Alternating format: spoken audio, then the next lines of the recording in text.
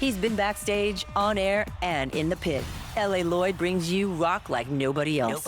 Hello, everyone. It is L.A. Lloyd. Boy, we're excited to bring Amy Lee back from Evanescence. New album coming out called Sanctuary. So we got a lot to cover today. It's Amy's ninth appearance since I've known her for about 20 years or so now. So great to have you back on the show. Yeah, thanks for having me. Well, Mhm. I'm doing great. As we were talking about, most of our work is done out of our house now, and neighbors are just pounding on the roof today. So if you hear a little clanking, I do apologize for that. That's what makes it real. Yeah, for sure. So I mentioned Sanctuary. It's coming out on June 5th. And, the way that you've kind of given a quick description of it becoming an outlet for everything that feels wrong and out of control, which I think we can all kind of relate to with the current environment we're living in. Um, with those emotions says, was it written anger, survival, transformation, all of the above, or maybe just kind of pick it up from there? All of the above and more. Yeah. I really like to just take time with the writing process and, you know, let life come in, you know, and then when it's ready to come out, like just start letting it come out. There has been a lot to release the past couple years. There has been a lot of rage and frustration for me. Um, It would be wrong to sum up the album that way, but it's such an important thing. I feel so lucky to have a great band and for us to be able to make loud noise right now. I'm a singer. All I can do is like, reflect back and like bang my drum. But if we can be part of something that gives people hope and fire and inspiration and fuel to know that like we are in this together and humanity is bigger than the garbage and the fake, that we Right. can break through on the other side together. Here we are. Yeah. Like just people. Yeah. Yeah. Well, I've seen with every album that comes along, Evanescence has never been a band that kind of has been happy in their comfort zone, if you will. But was there a moment, maybe not just on this album, but albums in the past, it's like, hey, I don't want to repeat myself. I got something new to say. The world's changing. And is that really how the evolvement of Evanescence happens from album to album? Well, yeah. I mean, it's a combination of a lot of things. Like you change as you grow and you have new, thoughts about life and also your perspective. I think perspective has been a really beautiful thing for me as a writer. I think, and just in my place, in my self awareness of whatever we're doing here, I think I'm able to see all the work we've done, see myself as a 21-year-old, falling coming out through time, to now, with the band that we've become and all the music we've made, and back then to halfway through to now, and even just an idea, a vague idea of like the future. Time feels fluid. It's hard to explain, but when you kind of zoom out, it's easier to take a breath and just go like, yeah, not just about us, but like life in general. It's short. Right. It is. And I want to make something good before I leave this world. I really do. I We get to go play concerts and make music and experience that joy with people all over the world. It's the best. I'm so grateful. It's a shit ton of work, but it is so worth it. I love what we do. So I feel like I'm moving kind of at a faster pace than I did for a long time because I'm just sort of feeling that and wanting to go for it. Like my band rules. Like I love making music with those guys. So this has been just a really cool time, collaborative, creative experience, and I'm all here for it. Let's give Yeah. people something good. Yeah, and not to disparage some bands that's been around as long as you have, but it kind of feels like they want to protect their past, which they should, but they still, by protecting it, sometimes they kind of live there, and that's okay for fans who want to come out and hear their favorite songs, and they don't want to deal with the new stuff. But how do you kind of protect the past, but also, it's like still invite the fans, like, come on, we're way more than just the first song you ever heard from Well, you Evanescence. just got to make great music. You That's just got to make there you go. great music every time. Right. And if it was just about playing songs from the past, that wouldn't be enough for me. Yeah. That really wouldn't be enough to satisfy me. I get off on making music. Right. So the creation part, that's why we've always taken plenty of time, before releasing another album, is there's a pretty good bar already. Like, and I don't want to put something out that feels like, okay, that's cool. You Yeah. know, we've done that before, but it's like a new version. No, I want a whole new reason, every time. Passion drives the whole thing. So I think that's the key. Just, like, be passionate about what you're doing. Do it because you wanna do it, because you love it. You love it. Make your favorite music. Right.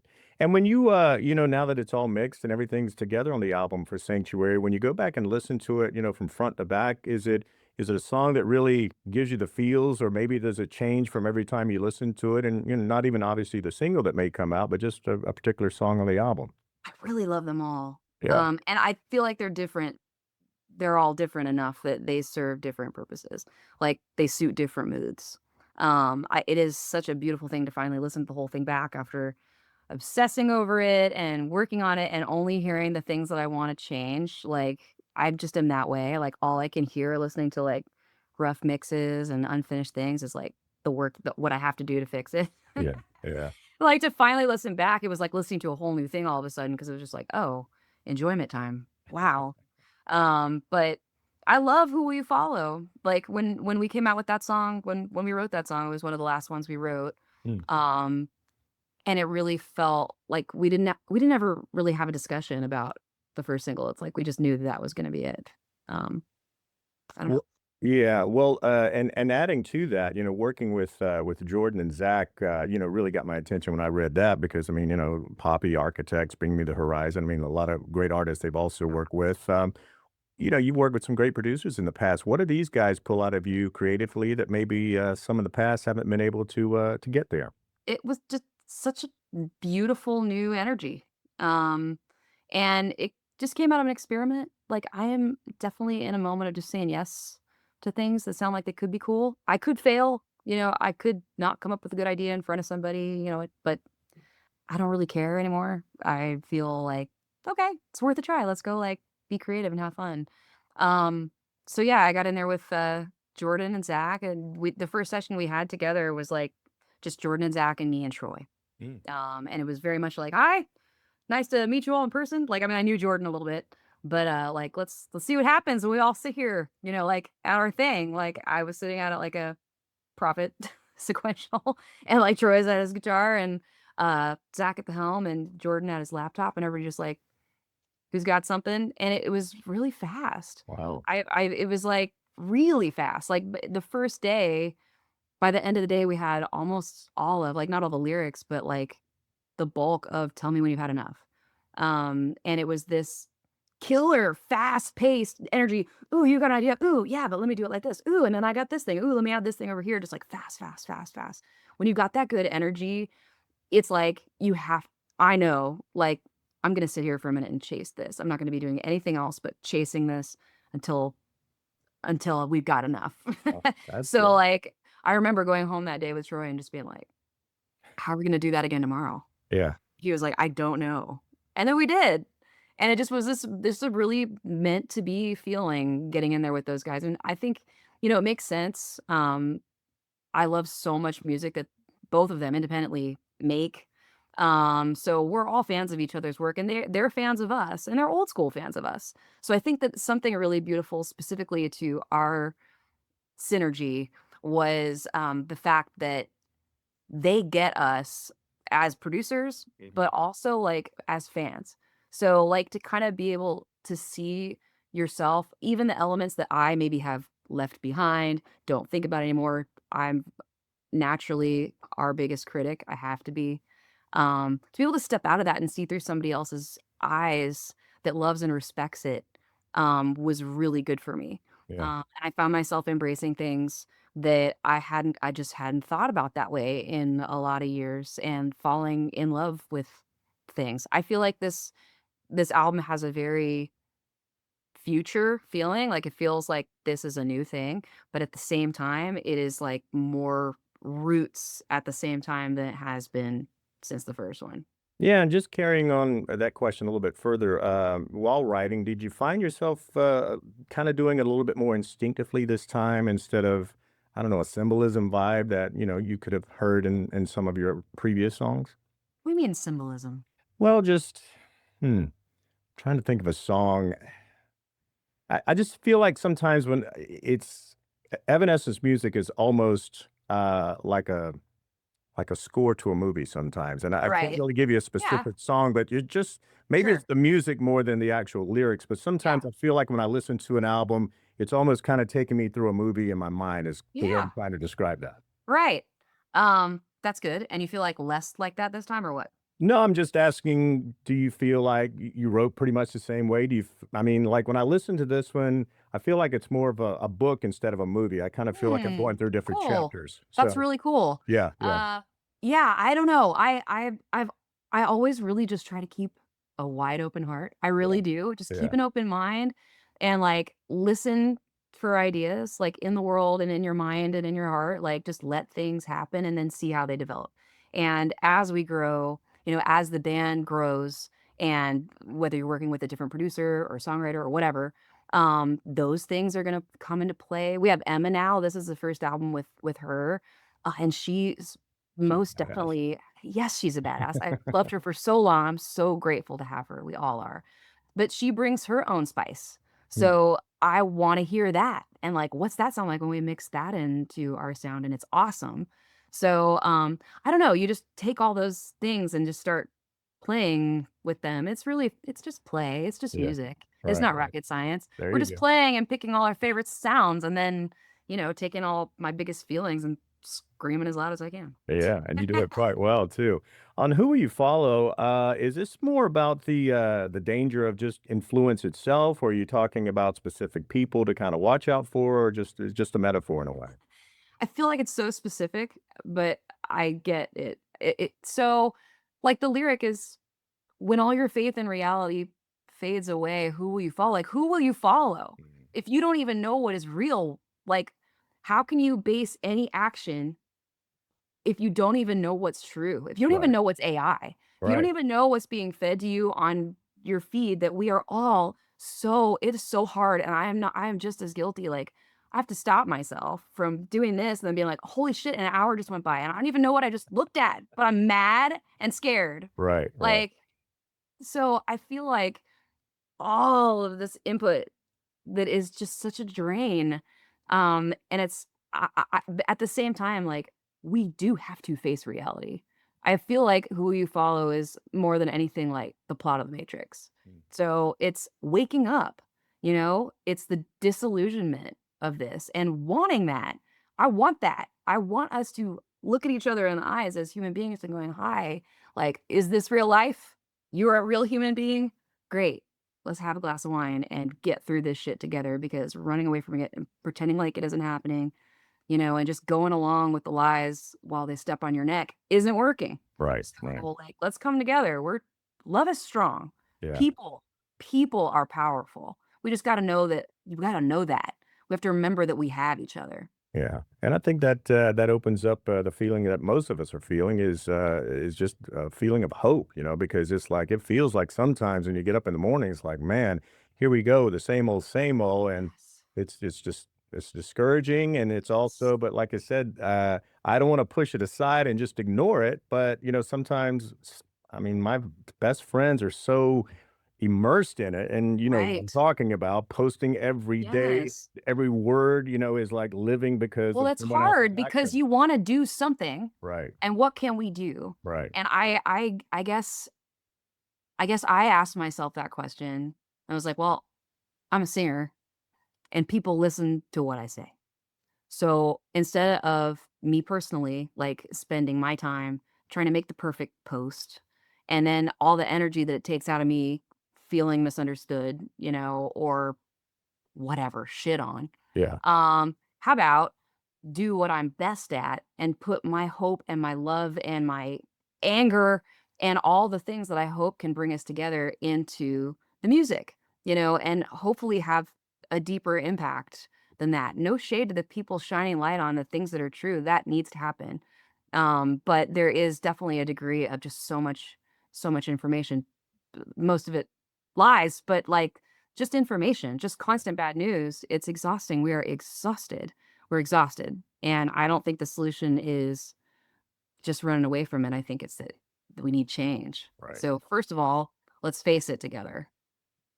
Indeed, and the phones are not all terrible, as we say. We live with them there, and also as far as exposing you to new fans. I mean, it was a time that was CDs or maybe vinyl, or then streaming comes along, and now you might get 15 seconds on TikTok, and Yeah. someone's like, "Who is this band? I love them." I mean, what does it feel like, this way now of attracting new fans?